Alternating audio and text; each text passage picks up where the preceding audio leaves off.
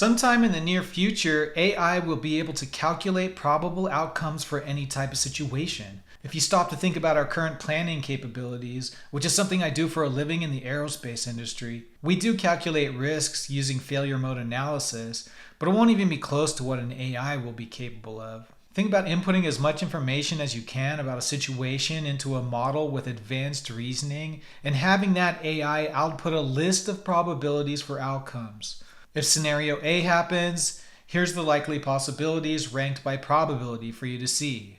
Then you can make your decisions, input the changes as they happen, or have data inputs and just pepper the AI with questions to guide you. Eventually, the AI will make better decisions without human input. So when we're talking about the ethics of something like double effect, I often remind myself how limited our thinking and planning is, that we have to teach over and over again these basic concepts because humanity itself is effectively somnambulistic and can't remember what it did yesterday. Things will change with AI. We won't need to rely so much on our poor memories to have the best chance for better outcomes. Of course, much like double effect, we have to consider the malicious actors that will also have access to apex planning technologies. They'll be super criminals. We can't escape that.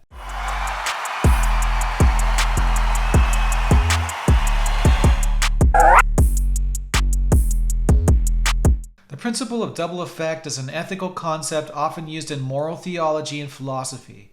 It refers to situations where a single action has two outcomes, one that is intended and morally good, and another that is unintended but possibly harmful or morally questionable. The principle helps determine whether it is morally permissible to carry out such an action. The principle is commonly broken down into four conditions. Nature of the act. The action taken should not be inherently wrong. It should be something that on its own is morally acceptable. Intent. Even if a negative side effect occurs, it must not be the purpose of the action. The focus should be on achieving the good outcome. Means-end distinction. The harmful consequence cannot be used as a tool to bring about the good result. In other words, the bad outcome should not be a direct step toward the good one. Proportionality. The good outcome should outweigh or justify the unintended harm that might occur.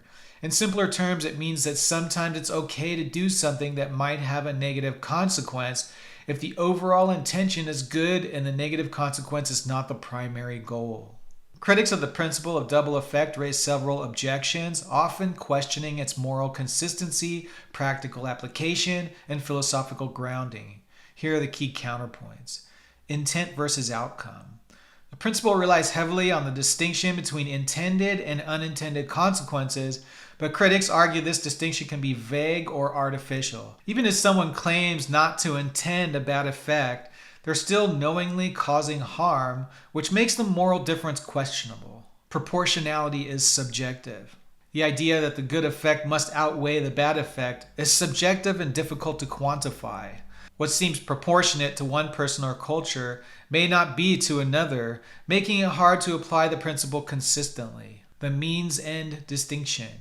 The principle insists that the bad effect cannot be the means to achieve the good effect. Critics argue that in some cases, the distinction between means and ends is often blurred. Often harmful outcomes are intertwined with the process of achieving the good result, so separating them is artificial. Ignores responsibility for foreseeable harm. Some argue that the principle of double effect allows people to avoid responsibility for harms that are foreseeable, even if not intended. By focusing on intention, it could permit actions that result in serious harm as long as the actor claims they did not intend the harm. Moral absolutism versus consequentialism. Some ethical theories, such as consequentialism, reject the notion that intentions matter more than outcomes. Consequentialists argue that what truly matters is the overall result of an action, regardless of the intent. If an action leads to harm, it should be judged based on its consequences, not the actor's internal intentions. Encourages moral self-deception. The principle can create a loophole for moral self-deception, where people rationalize harmful actions by focusing on their good intentions and downplaying the foreseeable negative outcomes. Competing ethical theories. Other ethical frameworks, such as virtue ethics and care ethics, might argue that the principle of double effect is too focused on abstract rules and does not consider the relational and emotional aspects of moral decision-making. Virtue ethicists might argue that a truly virtuous person would avoid actions that foreseeably cause harm regardless of intention. Real-world complexity. Real-world situations often do not fit neatly into categories set by the principle of double effect. In practice, the lines between intention, means, and ends can be blurred, making it difficult to apply the principle to complex moral situations. And some critics of double effect argue that the principle can oversimplify moral issues, focus too much on intentions rather than outcomes, and allow people to avoid responsibility for foreseeable harm. They suggest that a more comprehensive moral framework should consider the full range of consequences, relationships, and responsibilities involved in a decision. Just because thought processes are a sea of balancing acts, level upon level, some jump straight to relativism and just live in the moment.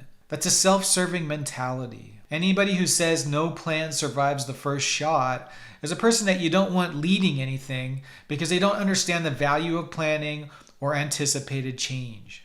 Good plans account for all possible contingencies. There should be no surprises. That doesn't mean your plan failed necessarily. It still performs its function to support your best chances for success. More planning leads to less luck-based action. Some will say the plan led us to lose, even though they have no evidence they would have succeeded had there been no plan. Some will say, look at this evidence. This person had no plan and they succeeded. You don't have to follow a plan just because you have one. And that's the beauty of options. You're actually more free with a plan than you are without one. With AI, the plans will change dynamically and be accurate and more in depth than we'll ever be able to understand. Pretty soon we'll just trust them. If you like this kind of philosophical subject matter, help us out by liking the video and subscribing to the channel.